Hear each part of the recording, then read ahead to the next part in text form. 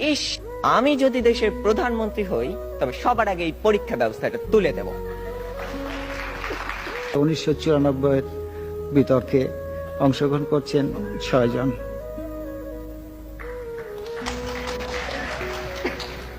মাননীয় প্রধানমন্ত্রী, সম্মানিত সভাপতি ও উপস্থিত সুধীবৃন্দ, ইহার চেয়ে হতেম যদি।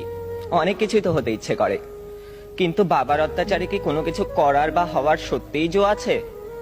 এই তো কদিন আগে বাসার সবাই মিলে নাটক দেখতে বসেছে।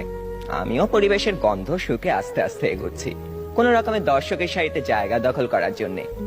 অমনি বাবা গুরুগম্ভীর কণ্ঠে আদেশ জারি করলেন, 2 দিন পরে তোমার পরীক্ষা, এখন তোমার এসব নাটক ফাটক দেখা চলবে না। কি আর করা, দরজার চৌকাঠ থেকেই ফিরে যেতে হলো। যেতে যেতেই শুনতে পেলাম নাটকের ছেলেটি তার বাবাকে বলছে, আমি এবার পরীক্ষা দেব না। ইস, আমি যদি এমন করে বলতে পারতাম, এই নাটকের ছেলেটির মতো হতাম। কিন্তু এ তো শুধু নাটকেই সম্ভব। আবার স্কুলের কথাই ধরুন না কেন, সব সময় পরীক্ষা লেগেই আছে। ক্লাস টেস্ট, সাপ্তাহিক, মাসিক, টার্ম, এবং আমাদের স্কুলে আরো একটি পরীক্ষা আছে, পপ টেস্ট। অর্থাৎ বলা নেই কওয়া নেই, স্যার ম্যাডাম ক্লাসে এসে দুম করে বললেন, তোমাদের পরীক্ষা নেব।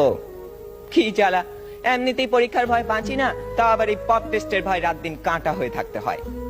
জনান্তিকে বলে রাখি, আমি যদি দেশের প্রধানমন্ত্রী হই তবে সবার আগে এই পরীক্ষা ব্যবস্থাটা তুলে দেব।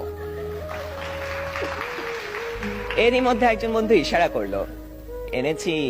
বুঝতে পারলাম গতকাল তাকে হুমায়ুন আহমেদের বোতল ভূত বইটা আনতে বলেছিলাম। কোন রকমে পরীক্ষা শেষ করে উঠে গেলাম লাস্ট বেঞ্চে। দুজনে মিলে মজা করে পড়তে শুরু করে দিলাম। গল্পে আছে হুমায়ুন ভূত পোষে, তাও আবার বোতলে করে পকেটে রাখে। সে ভূতের খাবার চাঁদের আলো। ক্লাসের একজন যখন একথা বলে দিল, তখন অঙ্ক স্যার বোতলটা নিয়ে ভূতটাকে এক ঢোকে পেটের ভিতর চালান করে দিলেন। অমনি স্যারের পেটের ভিতর গুড়গুড় শব্দ উঠতে শুরু করলো, আর তিনি হেঁচকি তুলতে লাগলেন। দম ফাটিয়ে হাসতে যাব